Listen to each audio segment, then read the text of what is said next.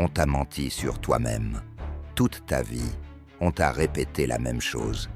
Que ton problème, c'est que tu es trop gentil, que tu as trop bon cœur, que tu penses trop aux autres. C'est faux, ce n'est pas ça, ton problème.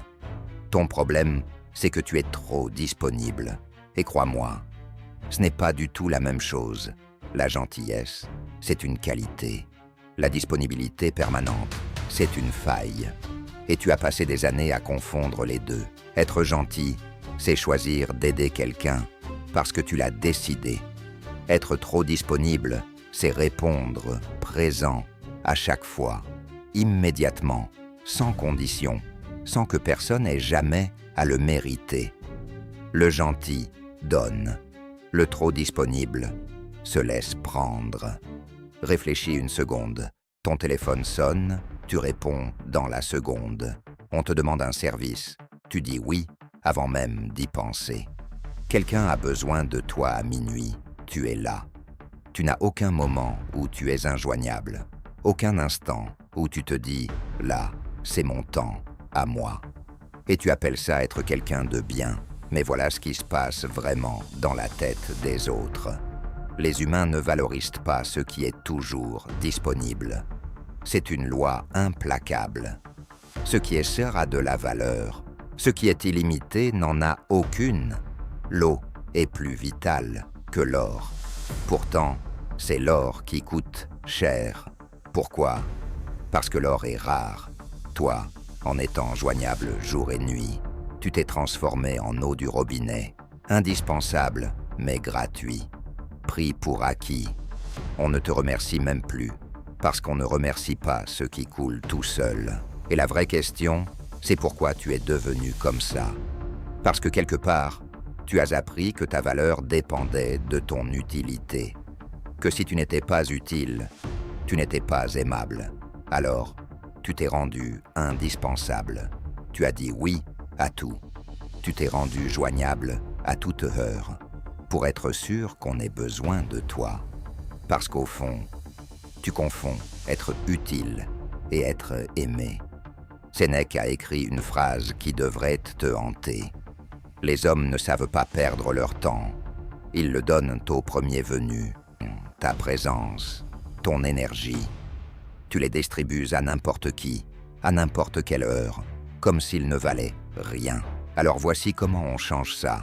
Sans devenir froid, sans devenir égoïste, juste en devenant rare. Premier outil, le délai.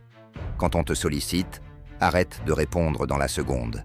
Laisse un espace, pas par mépris, mais parce que ta réponse instantanée dit « Je n'avais rien de plus important ». Le délai dit « Ma vie est déjà pleine ». Deuxième outil, le non par défaut. Avant, ta réponse automatique était « oui ».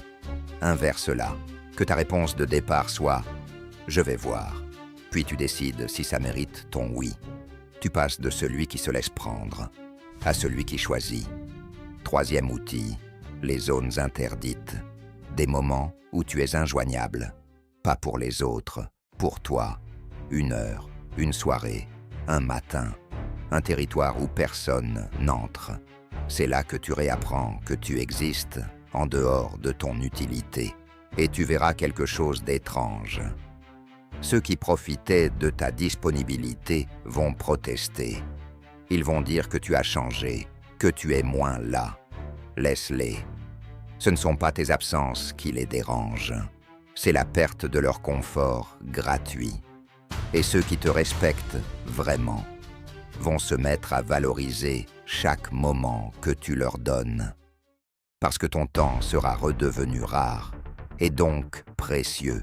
Tu n'as jamais eu un problème de gentillesse. Garde-la, c'est ce que tu as de plus beau. Mais reprends le contrôle de ta disponibilité. Donne ton temps comme on offre quelque chose de rare, pas comme on laisse couler un robinet. Dis-moi en commentaire. Est-ce que tu te reconnais? Est-ce que toi aussi, tu confonds être disponible et être aimé? Juste oui ou non. Et si une personne te vient en tête en écoutant ça, envoie-lui cette vidéo. Retiens ceci. Ta présence n'est pas un dû. C'est c'est un cadeau. Et un cadeau qu'on offre à tout le monde, tout le temps. Cesse d'en être un. Tu es la citadelle. Et une citadelle, dont les portes restent ouvertes jour et nuit, n'est plus une forteresse, c'est une auberge. Reste solide.